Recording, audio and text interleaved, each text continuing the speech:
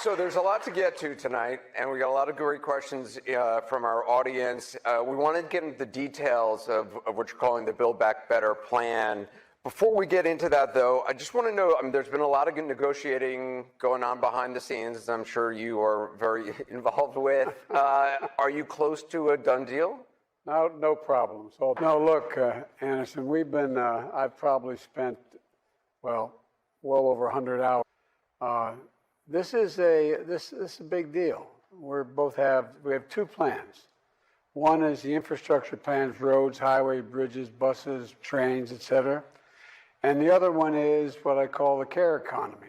Has a lot of money in there for environmental remediation, as well as care economy. For example, we want to get the economy moving, but millions of women can't go to work because they don't have any child care, that kind of thing. So there's a lot of pieces. There's a lot that people don't understand. And by the way, all of it's paid for. Every single penny. It's not going to raise 1 single cent. We're going to get into a lot of those details. Just though, are you close to a deal? I think so. Look, I was a senator for 370 years. I was relatively good at putting together deals. Is this the toughest deal you've worked on? No. I think banning assault weapons is the toughest deal I worked on, and succeeded. You're flying to Europe, I think, in 8 days. Do you think you'll have a deal by the time you get on Air Force One in 8 days? It's like my asking you, are you sure your next show is going to be a success? Yes. Well, you're more confident than I am. Look, it's all compromise. Compromise become a dirty word, but it's bipartisanship and compromise still has to be possible.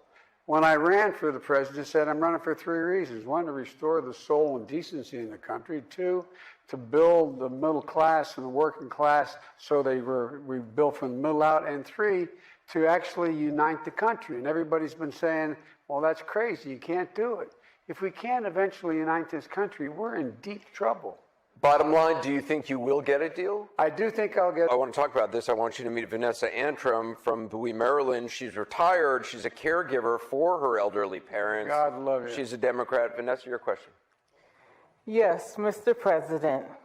My parents have been married for 73 years, and both of them are dealing with dementia. My father, who is a veteran, is completely bedridden, and my mom is experiencing issues with walking. I have found the process for me to provide care for them in my home very hard.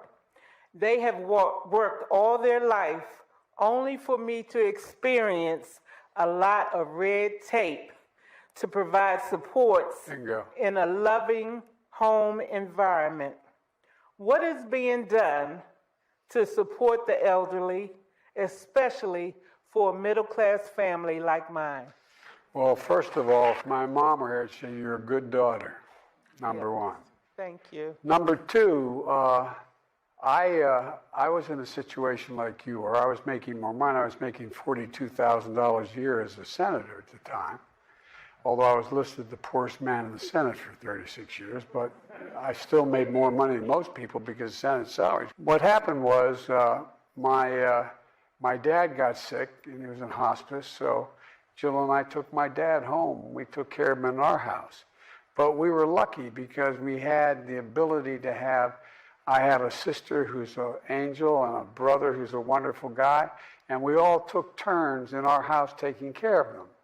But here's the deal.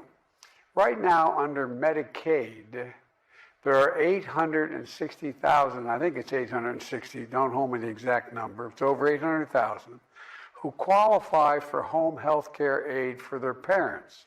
But there's no money there. There's no money there. So what we do is we provide the funding for Medicaid to allow you to be able to keep, if your parents had their home, keeping them in their home if you want it, or get help in your home with home care from professionals helping you take care of them, helping you take care of them. And in many cases where you're not taking care of them in your own home, but they're staying in their home, you're going to be able to have the ability to have someone come in and make their meals for them. They don't have to be there 24/7. So there's a lot of things we're doing. In addition to the process, We're going to be able to train up those home care workers who are usually minority women, women of color, as well as immigrants. And they have the capacity to learn more as they go along to move to the point where they can become practical nurses and things like that. So it makes a lot of sense, and it's cheaper than it is to not do it. One of the other things that Democrats are looking to do is to expand Medicare to include dental, vision, and hearing as well. Given all the negotiations that are going on, will all three of those still be covered? That's a reach. And the reason why it's a reach, it's not this, I think it's a good idea. And it's not that costly in relative terms, especially if we allow Medicare to negotiate drug prices. But here's the thing.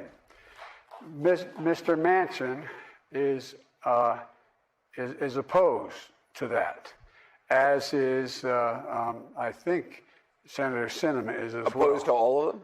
Opposed to all three, because they don't want, he says he doesn't want to further burden Medicare so that, because it will run out of its ability to maintain itself in X number of years.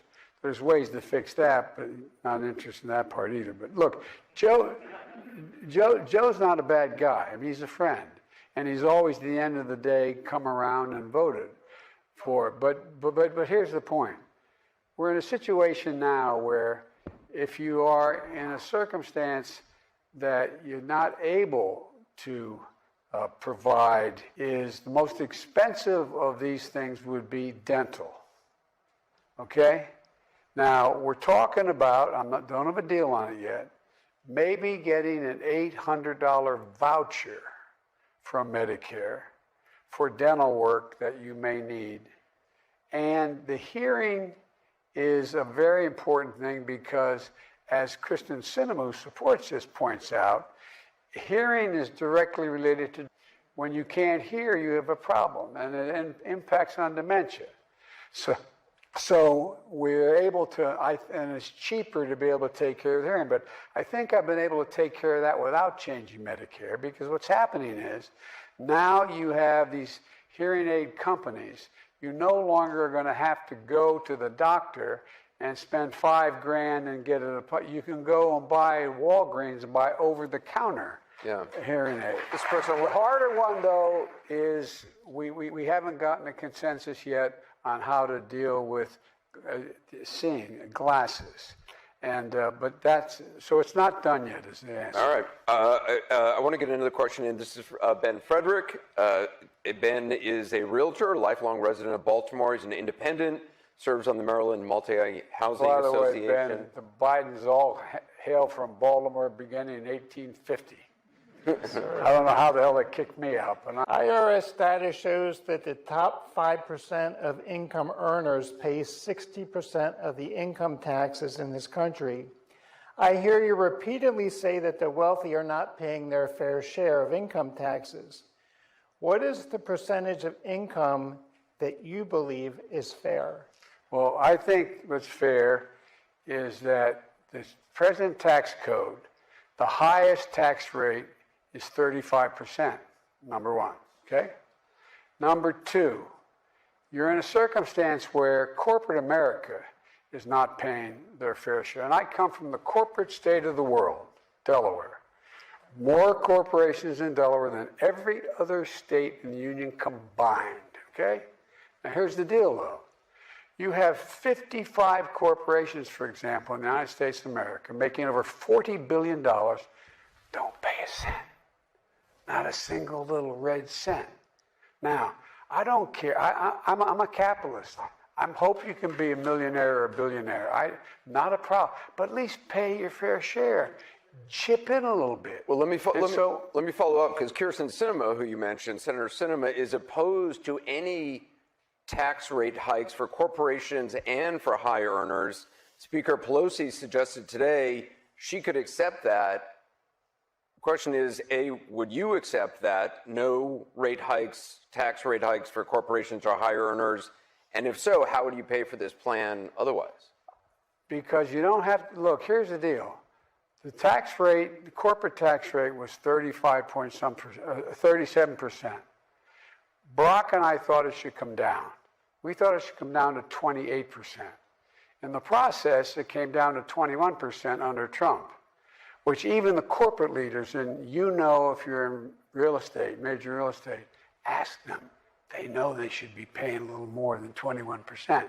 Because the idea that if you're a school teacher and a firefighter, you're paying at a higher tax rate than they are as a percentage of your taxes. But here's the deal. I believe that we can we can pay for this whole thing. I have it written in a card here, but I won't bore you with the detail.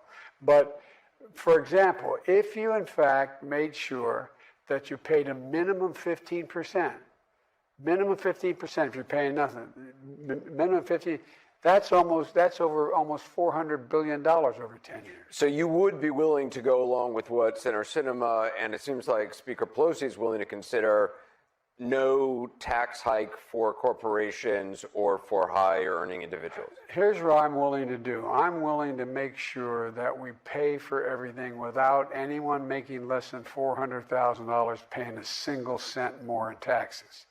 We've talked a lot about Senator Manchin and Senator Sinema. You seem relatively confident you can kind of get Senator Manchin on board. There's a lot of Democrats in the House and Senate who are confused about where Senator Sinema actually stands on things. And I know she's been negotiating directly with you and the White House. What is your read on her? And obviously, you need her to remain positive in your direction, so I don't know what you're going to say, but what is your read on her? Do you know where she stands? First of all, she's smart as the devil, number one. She's very supportive of the environmental agenda in my legislation. Very supportive. She's supportive of almost all the things I mentioned relating to everything from family care to all those issues. Where she's not supportive is she says she will not raise a single penny in taxes on the corporate side and or on wealthy people. And so that's where it sort of breaks down. There's a few other issues it breaks down on. But what we're trying to do is reach a point here where I'm able to present to the Senate, they're able to vote on, and the House, a serious piece of legislation that changes the dynamic for working class folks in America and middle class folks, and begins to have the very wealthy and corporate just begin to pay their fair share. Not a lot. How we get there, we're down to 4 or 5 issues, which I'm not going to negotiate on national television, as you might guess. We'd be interested in hearing them if you want. No, I know. But all kidding aside, I think we can get there.